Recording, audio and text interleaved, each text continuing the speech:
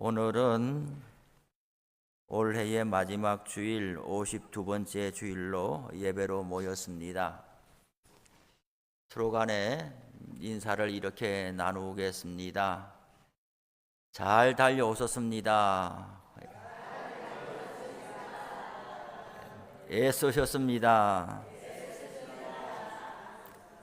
그래요. 이 하루하루도 그렇지만은 평범한 일이 아니에요. 우리가 이 자리에 이 시간에 있다는 것은 하나님의 큰 은총이에요. 저는 6월 마지막 주 중간에 왔지만은 아마 여러분들은 올해에 1월 첫 주일을 같이 시작했던 분들 중에서 1년을 다 달려오지를 못하고 이 자리에 없는 분들이 있을 거예요. 제가 잘 모르기는 해도 돌아가셨다거나 또 어떤 일로 인해서 우리와 길을 달리하게 된 분들도 있을 것이고 또 아예 낙심하여서 신앙의 방황기로 또 들어선 분들도 있을 것이고 1년 52주 지나오면서 여러 사연과 사정들이 있게 마련입니다만은 그래도 이 마지막 주일 52번째 주일에 주일을 지키고 예배 자리에 와 있고 서로 이 공동체가 있고 함께 얼굴을 대하면서 서로 간에 격려하고 다시금 하나님 앞에 서게 되는 이 시간 이 자리가 하나님의 큰 은총입니다. 바라기는 내년 이맘때 이 시간에도 우리 여러분들의 모습을 한 분도 빠지지 않고 그대로 다 만날 수 있기를 바랍니다. 이렇게 한 해를 돌아보면 어떤 사람에게는 참으로 감사하는 그런 기억들이 많이 있을 수도 있고 또 어떤 사람은 그저 버티고 살아내는 것만으로도 버거웠다. 너무나 길었다. 올 한 해가 그런 분도 있을 겁니다. 항상 모든 날이 다 귀하지만은 특별한 의미를 주는 날들을 우리가 지키고 있잖아요. 절기를 지키는 것도 그렇고 명절을 지키는 것도 그렇고 또 감사절을 지키는 것도 마찬가지죠. 또 송구 영신 예배가 한 번 더 남기는 했지만은 주일로서는 오늘이 한 해를 보내게 되는 그런 날이니까 어떤 말씀으로 또 설교를 준비해서 해야 하나 저에게는 고심이 있었죠. 중요한 기점에 설수록 우리는 기본으로 본질로 돌아가야 하지요. 그걸 기본으로 돌아가라. 아드 폰테스다 그런 말도 쓰지요. 예전에 종교개혁자들이 있었던 말인데 기본을 누가 모르겠어요. 기본을 다 알지만은 기본대로 살지 아니하고 기본을 지켜내지 못하고 또 하려고 해도 우리가 감당하기에 연약한 부분이 많기 때문에 우리는 기본을 탄탄히 하는 데에 마음을 좀 허술하게 하고 기본기는 부실한데 다른 쪽에 뭔가 애를 쓰면서 채우려고 하는 일들이 많이 있지 않아요. 주식이 있고 간식이 있잖아요. 간식이 맛있잖아요. 그런데 사람이 기본적으로 밥을 먹고 간식을 먹어야지.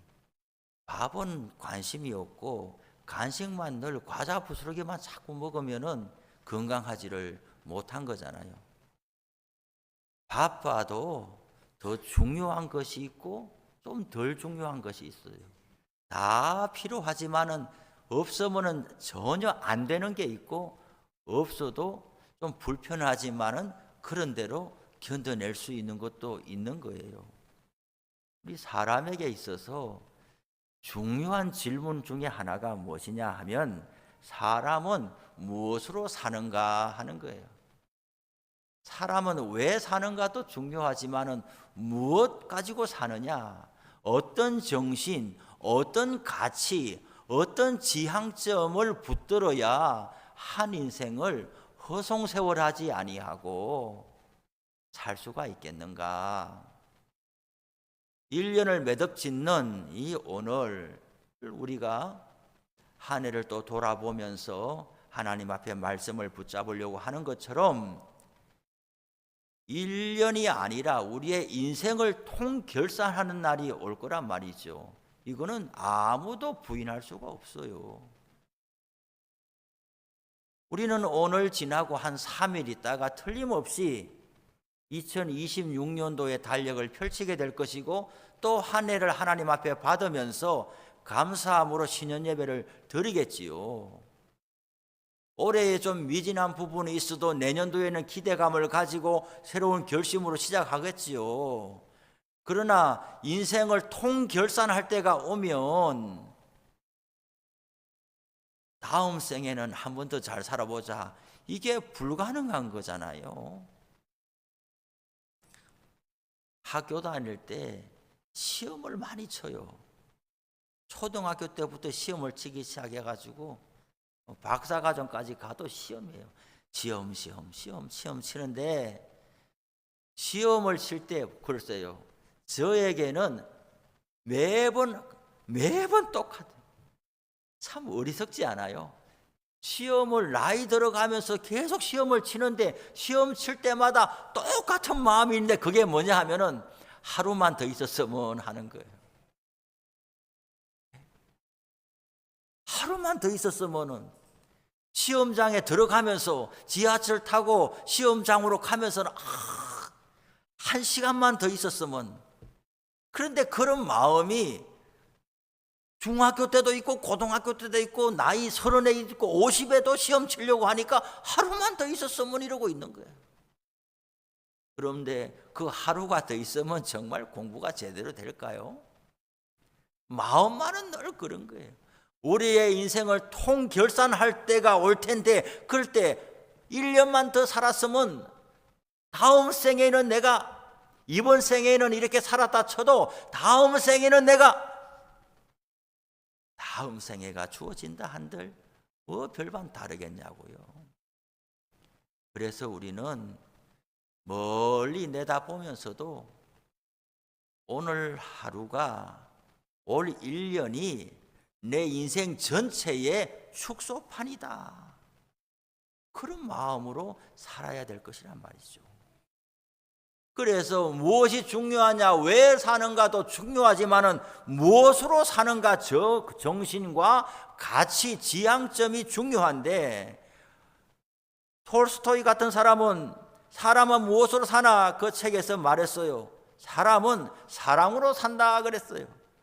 어떤 사람들은 사람은 무엇으로 사냐, 희망을 먹고 산다, 희망으로 산다 그랬어요. 어떤 사람들은 돈과 건강으로 산다 이렇게 말해요. 저마다 할 말이 다 있겠지만은, 그러나 우리 믿는 사람들은 성경을 보고서 뭐라고 배우느냐, 예수 믿는 사람들은 신앙 고백으로 산다, 그렇게 말할 수가 있어요. 우리가 인생을 살면서 저마다 뭘 중요하게 생각하느냐, 사실을 중요하게 생각, 팩트가 뭐냐, 사실관계가 뭐냐, 정말 이게 중요하지요. 그런데 우리는 사실관계로 사는 사람이 아니라 그 사실관계를 해석하는 안목, 눈, 그것이 바로 신앙 고백이란 말이죠. 지금 우리 앞에 당한 사실이 뭐냐? 내가 아프다는 게 사실이에요. 사실이 뭐냐? 내 사업이 망했다는 게 사실이에요. 사실이 뭐냐? 내 자식이 내 뜻대로 안 살아주고 너무나 자식 생각하면 괴롭다는 게 사실이에요. 움직일 수 없는 게 사실이에요. 팩트란 말이죠. 이것만 붙들고 살아가는 것이 세상 사람들의 사는 모습이죠. 돈을 쫓아가는 사람은 돈에서 망해버리면 살 이유가 없는 것이고, 자식을 우상 삼으면서 살아왔던 사람은 자식이 내 뜻대로 안 되면 나는 살 이유가 없는 것이고, 세상에 뭘 갖다 줘도 나는 기쁜 이유가 없는 사람이 되는 거예요. 사실관계가 중요하지만은 그것보다 더 중요한 것은 그 사실을 어떤 안목으로 바라보고 해석해낼 수 있느냐, 해석적인 능력, 눈이 중요한 거예요. 가난해서 못 살겠다는 사람이 있고 가난해서 더 열심히 살아야 되겠다는 사람도 있어요. 내가 불행한 인생을 살아왔다는 건 팩트예요. 그러니까 내 인생이 이 모양이다.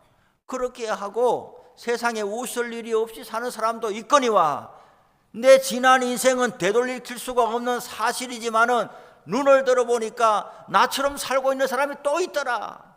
그러니 내가 마음을 고쳐먹고 나도 이 상황에서 일어설 뿐만 아니라 나처럼 살고 있는 사람에게 도움을 끼쳐야 되겠다. 그렇게 마음을 가질 수도 있는 거예요.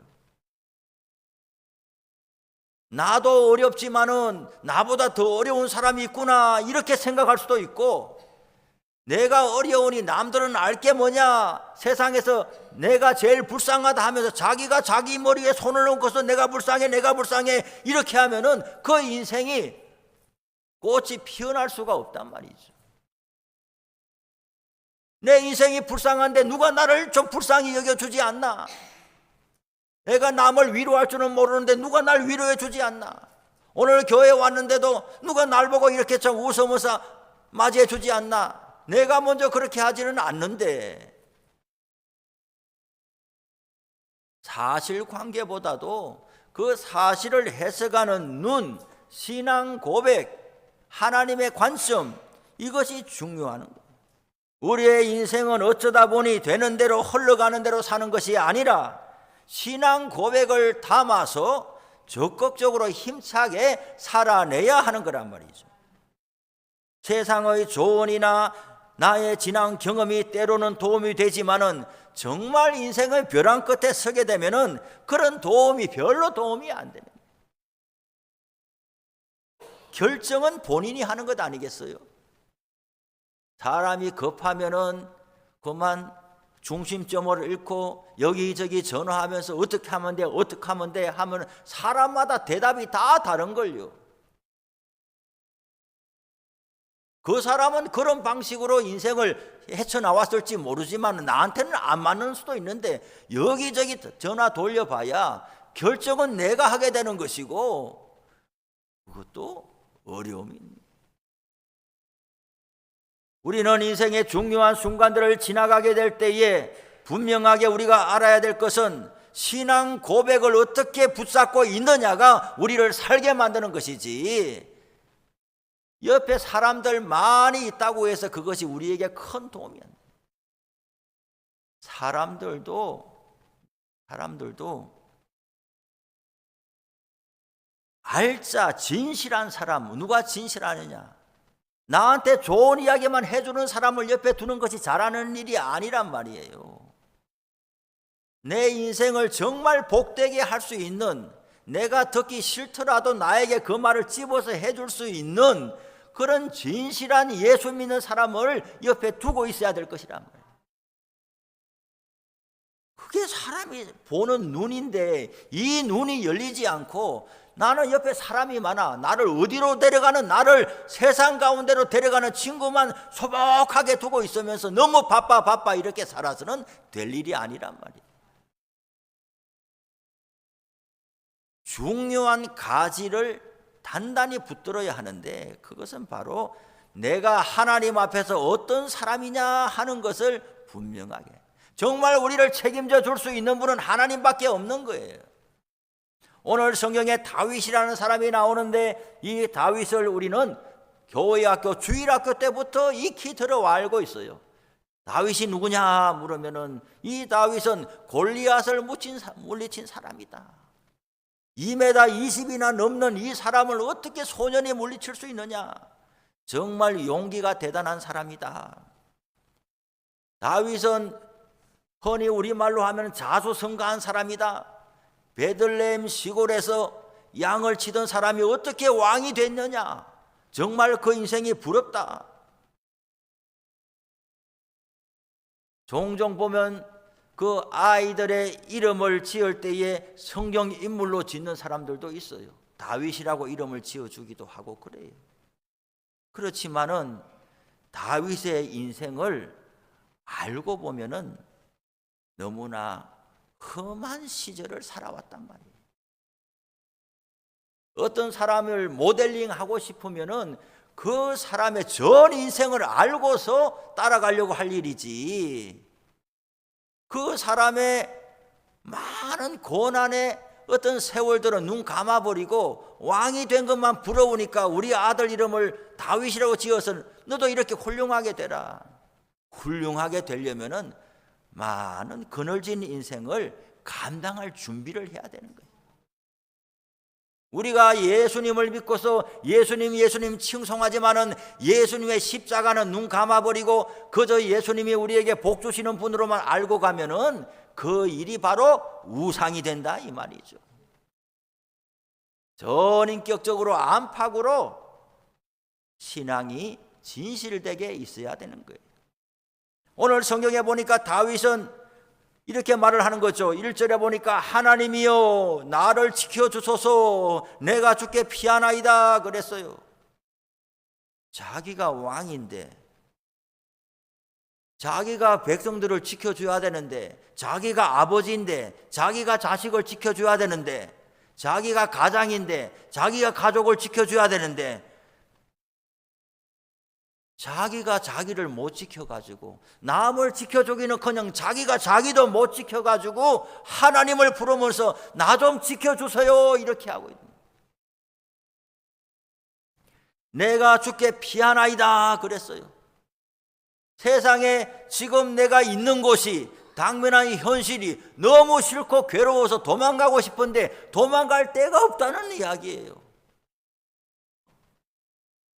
포천에 살다가 서울로 가면 상황이 나아지느냐? 우리나라 살다가 어디 다른 나라로 이민 가면 더 생편이 나아지느냐? 뭔가 내 환경을 바꾸고 싶고 지금 살아가는 형편은 너무 싫어서 이 멍에를 벗어버리고 싶은데 어떻게 길이 없는 거예요. 왕이 되어서 어디로 도망가겠냐고요. 왕이 힘든 일이 있다고 해서 왕관을 벗어서 내팽개쳐 버리고 농부의 옷을 입고 간다고 될 일이 아니에요. 우리 사람은 하나님께로 피할 수밖에 없는 인생인 거예요. 우리는 어르신들이 많기 때문에 다 시집장가 간 우리 자녀들이 피하러 부모한테 피하려고 올 때에 하나님한테 피하도록 우리가 자꾸만 알려줘야 되는 거예요. 언제까지 품에 끼고 살아갈 거냐 말이에요. 그 아이들을 병들게 만드는 거란 말이에요. 기도를 해도 본인이 기도하도록 자꾸 안내를 해줘야지. 나이가 40, 50이 된 아들을 보면서 그래 오냐 하면서 내가 기도할게 이래 살아서 될 일이 아니란 말이에요. 우리들도 몸이 약해지고 나이 들어가고 이제 내가 예배 자리 지키고 교회 오는 것만도 내 건강도 버거운데 마음만큼은 40, 50 된 자식을 보면서 어린애 초등학교에 보듯이 하면서 엄마가 다 해줄게 이럴 일이 아니란 말이죠. 피할 때에 하나님께 내가 주께 피하나이다. 하나님께 피해 가도록 해줘요. 답을 찾아도 하나님께 답을 찾도록 우리가 이끌어줘야 됩니다. 때로는 냉정하고 무심하다는 소리를 들을지언정 앞으로 영원히 잘 되는 길로 우리 자식들을 인도해 가야 되는 거예요. 이 겨울이 되면요, 저는 생각나는 게 있어요. 예전에 시골에서 우리도 개를 키웠거든요. 개를 키웠는데 그때는요 지금하고 달라요. 개를 키워도 개가 어디 산으로 들러가지도 않아요. 그냥 우리 집에만 오래 있더라고요. 특히 눈 오고 할 때 이 개들은 너무나 기뻐하더라고요. 이 겨울날에 이제 가마솥에 쇠죽을 끓이고 불 떼고 하면 그 앞에 앉아서 이제 불도 쬐고 너무나 참 정겨운 시골 풍경 아니겠어요? 그런데 이 개가 우리 집 강아지가 이 추운 날에 그 가마솥 뒤에 거기 있잖아요. 가마솥 뒤에 그 얼마나 따뜻해요. 거기에 자꾸 올라가서 기대고 있는 거예요. 그러면 우리 아버지 엄마는 그걸 빗자루 같은 걸 들고 쫓아내는 거예요. 그거 잊지 말라고 하면 이 개가 말이죠, 눈밭에 막 뛰어다녀야 되는 거예요. 그거 못 잊게 하니까. 어린 마음에 저는 우리 엄마 아버지가 왜 그러나, 저도 다 불쌍한 것들인데 그래 따뜻한 가마솥 옆에 와서 기대고 해야지 이렇게 했더니 뭐라고 하냐면은, 그러면 그럴수록 이 강아지가 병든다는 거예요. 건강하지 못하고. 여기가 따뜻하네 하고 계속 거기서 기대고 있으면 겨울에 강아지가 완전히 말라버린다는 거예요. 이해하지 못했어요. 추우니까 그냥 따뜻한 데 와서 계속 기대고 잠자게 만들어야지 어떻게 눈밭에 뛰어나가게 만드느냐 하는데, 시간이 지나고 보니까 우리 인생도 그와 같더라 이 말이에요. 너 애먹지, 너 고생하지, 너 불쌍하지, 아이고 고생한 거는 부모만 고생하면 되지 자식까지 고생시켜야 되냐, 이렇게 하면서 계속해서 그냥 따뜻하게 나한테 와라. 돈 없냐? 돈 줄게. 기도 못하냐? 기도해 줄게. 뭐 해줄게? 다 해주고, 그게 자식들을 점점 말라 빠지게 만든단 말이에요. 때로는 내가 능력이 있어도 저들에게 하나님께 피하여 갈 수 있도록 쉽게 통장에서 돈 인출해서 쓰게 만들 것이 아니라 눈물을 흘려가면서 하나님이 주십시오라고 기도하면서 일할 수 있도록, 때로는 이 눈밭에 맨발로 뛰어나가게도 만들어야 그가 자식이 건강해지는 거란 말이죠.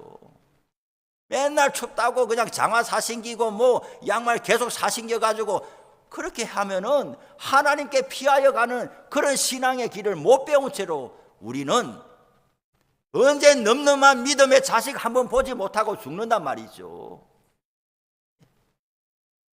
어느 정도까지 되느냐? 내가 죽고 나서 장례식 되는데, 물론 내가 죽었으니까 보지는 못하지만 기독교식으로 장례하는 것조차도 자식이 고민하는 자식 된단 말이에요. 내가 죽게 피하나이다. 다윗은 이렇게 했어요. 왕이 돼도 해결할 수 못하는 일이 있는 거예요. 뒤에 10절에 보니까 내 영혼을 서울에 버리지 말라라고 기도하고 있는 거예요. 서울이 뭐예요? 죽은 사람이 가는 곳이 서울이라는 거죠. 아무리 어른이 돼도, 아무리 나이가 많아도, 인생의 경험이 많아도 인생의 시기마다 해결하지 못하는 난제를 끌어안을 수밖에 없는 게 인생이다 이 말이죠.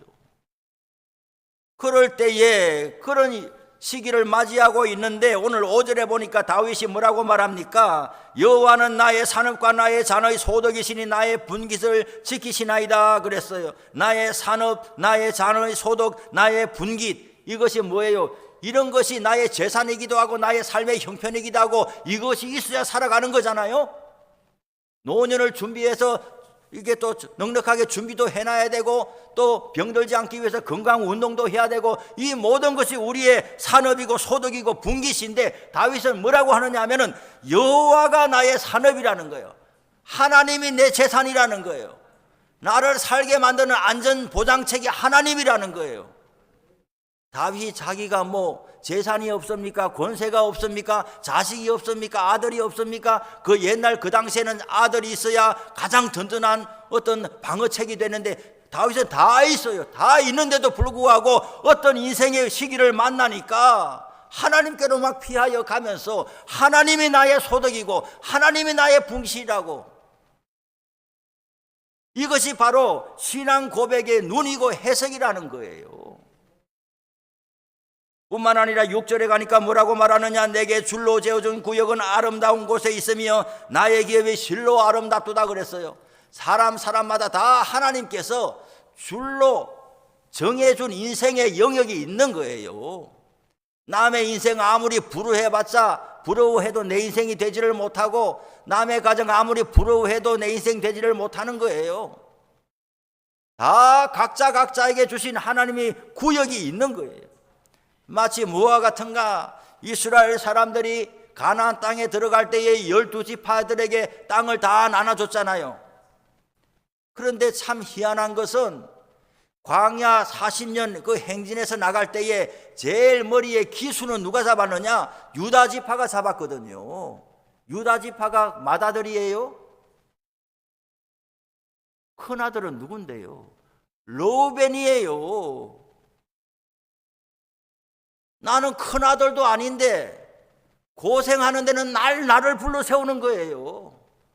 그리고 잔치하고 상 주고 하고 재산 남겨주고 뭔가 좋은 일 있을 때는 큰아들 어디 갔나 이러는 거예요. 나는 맨날 일만 하냐, 구전일이 있으면 나보고 오라 그래, 병원에 데려가라 그래, 뭐 없다 그래, 결핍됐다 그래. 나한테는 달라고만 하고 주는 거는 큰아들한테만 주고 이게 무슨 일이냔 말이에요. 우리도 이런 일로 인하여 마음 상한 사람들이 많고 형제간에 의가 상하는 경우들도 왕왕 보게 되는데, 이스라엘 12지파 중에서 유다 지파는 맏아들도 아닌데 그 광야 시절에 항상 선봉에 서가지고 어려움을 도맡아 온몸으로 막아내면서 살아갔는데, 가나안 땅에 들어가서 땅을 분배하려고 할 때에 그 땅을, 야 그래 너는 마지도 아닌 게 얼마나 그래, 너 많이 의지하고 내가 미안하고 고생 많았다, 이제 상속할 때가 됐으니 너는 마지와 다름없이 내가 물려주겠다, 이러면 얼마나 좋겠어요. 그런데 유다 지파에게 준 땅을 어디를 줬느냐? 쓸모없는 땅을 주는 거예요. 예루살렘, 헤브론 그 밑에 광야 해가지고 저 갈릴리 호수가 있고 물도 있고 풀도 많고 나무도 많은 곳을 주면 얼마나 좋겠어요. 고생을 하면서도 참고 견디면서, 그래 이 시기 지나면 언젠가 내 수고를 알아줄 날이 오겠지. 알아주기는커녕 땅을 주는데, 사람도 못 사는데 땅을 주면서. 그래도 유다 지파는 불평하지 않았어요. 오히려 거기에서 열심히 살아냈는데 하나님의 생각은 따로 있었다 이 말이죠. 뭔가 유다 지파에서 왕을 세우시려고 작정한 거예요. 땅 한 평, 두 평, 이 남쪽 지역에 쓸모없는 땅을 받았느냐, 갈릴리 지역에 좋은 땅을 받았느냐, 이거 가지고 막 계산되고 하고 서운하고 원망하고 할 때에 하나님의 계산은 유다 지파에게 왕을 세우려고 작정한 거예요. 다윗이 유다 지파에서 나왔고 예수님이 유다 지파에서 나온 거예요. 한 지역의 왕일 뿐만 아니라 만 백성을 구원할 왕을 유다 지파에서 내려준 거예요. 하나님이 우리의 삶을 다 갚아주시는 거예요. 다윗은 그런 유다 지파에 속해서 인생을 살아가면서 알게 된 것이죠. 하나님이 정해준 구역이 있다. 이 구역을 하나님이 주신 것으로 받고, 팩트, 사실은 쓸모없는 땅을 받은 거예요. 그렇지만 신앙 고백으로 하나님께서 다 생각이 있으시려니 하고 하나님을 신뢰하는 가운데 살아내는 거예요. 오늘 지금 자기가 당면한 현실은 나를 지켜주세요, 이러다가 죽겠어요, 서울에 빠져버리겠어요, 사람들한테 쫓기고 있어요, 자식들도 아무 도움이 안 되고 있어요, 이럴 때에 내 인생이 지금 뭐가 즐거우냐는 거예요. 뭐가 기쁘냐는 거예요. 배신감만 가득한 거예요. 자식을 볼 때도 내가 어떻게 키웠는데 이런 마음이 들지 않겠어요? 국민들을 상대로도 내가 어떻게 여러분들을 사랑하고 이렇게 헌신적으로 살았는데 나한테 이렇게 할 수 있느냐, 왕에서 내려가라고 말할 수 있느냐, 온갖 일들이 많이 있을 텐데, 그런 현실을 안고서 다윗은 어떤 신앙 고백을 하고 있냐 하면은, 내게 줄로 재어준 구역은 아름다운 곳에 있으며 나의 기업이 실로 아름답다 그랬어요. 다른 사람이 못 보는 것을 보는 거예요. 다른 사람이 볼 때는 당신의 인생이 왜 그 모양이냐, 너무나 힘든 인생인데 참 너무나 참 어렵지 않냐. 내 인생이 어렵지만은 팩트 사실이지만은 하루 벌어서 하루 먹는 인생이 되고 말았지만은, 그러나 이 인생도 하나님이 주신 것이고 내 인생이 소중한 인생입니다. 아름답습니다, 내 인생이. 이것이 다윗의 신앙 고백이에요. 저는 저와 우리 온 성도들이 우리에게 주신 하나님의 그 인생의 몫을 아름답게 신앙 고백으로 받으시기를 바랍니다. 여기 있다 저기 있다 사람 따라 다녀봐야 아름다운 인생이 되지를 않습니다. 모든 인생의 주권이 하나님께 있어요. 우리 교회도 하나님께서 우리들에게 주신 거예요. 남의 교회 부러워하지 말고. 저도 교역자만 한 25년 이렇게 지나면서 보니까 간다 하면서 안 가고 30년째 안 가고 있어. 교회에 대한 감사는 할 줄 모르고 좋은 걸 말하려고 그래도 나는 한 가지도 눈에 안 보인다. 이 교회가 내가 다른 데 가고야 말지 말하면서 30년째 안 가고 계속 있어요. 또 우리 인생으로 보면 어떤 사람은 살기 싫어 그렇게 말하면서 지금 나이가 8, 90이야. 죽으면 되지 그러면서 죽지도 않고 이제 이렇게 살아. 김영석 교수가 이야기해서 지금 105살인가 그렇잖아요.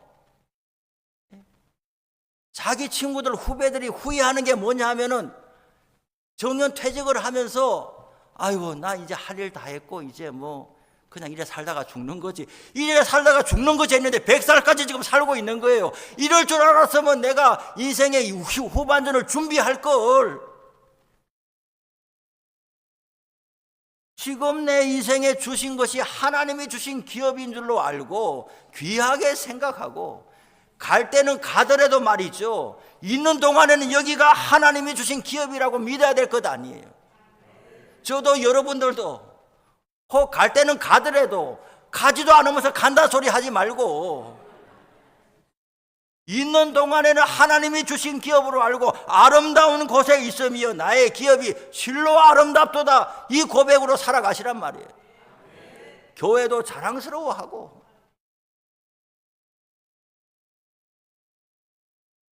자기 얼굴에 침 뱉으면 뭐가 좋아요? 자기 가족 욕하고 다니면 뭐가 좋아요? 갈 때는 가더라도 있는 동안에는 우리 교회가 훌륭한 교회다. 또 그렇지 못하면은 그런 훌륭한 교회로 만들어 주세요. 목사가 좀 부실하면은 목사가 훌륭한 목사가 되게 해 주세요. 가고 나면 그런 기도할 필요가 없어요. 있는 동안에는 여기 앉아서 설교를 듣고 있으면서 목사 욕을 하면 그 은혜가 되겠냐고요, 그 사람이. 있는 동안에는 어쨌든 감사하고 감사할 제목이 없으면 감사하는 내용대로 신앙 고백대로 이루어지게 해달라고 기도를 심어야 돼요. 말씀을 마칩니다. 우리들은 사실관계로 사는 사람이 아니라 신앙 고백으로 사는 사람이다. 하나님이 살아계시니 척박한 땅을 만나도 병든 몸을 만나도 여간에 풀리지 않은 인생을 만나도 이 또한 하나님이 허락하셨으니 하나님께서 선한 길로 열어주실 줄 믿습니다 하고 팽개쳐 버리지 말고 더 안고서 살아가야 될 것이란 말이에요. 그리고 말로써 신앙 고백을 내 인생이 귀하다, 내 인생이 아름답다, 우리 교회가 아름답다, 어느 교회하고도 안 바꾸겠다 이런 마음을 가지고 신앙 고백으로 사실관계를 이겨내시기를 바랍니다. 그러면 하나님께서 그 믿음대로 이루어 주시는 것이죠. 기도하겠습니다. 하나님 감사합니다. 나의 기업이 실로 아름답도다. 정말 사실은 그렇지 않을지라도 쫓기는 형편에 있을지라도 망해버린 형편을 떠안았을지라 할지라도 하나님이 살아계시니 나의 기업을 아름답게 변화시켜 주시리라 신앙 고백으로 사실관계를 이겨내는 우리 모두 되게 하여 주옵소서.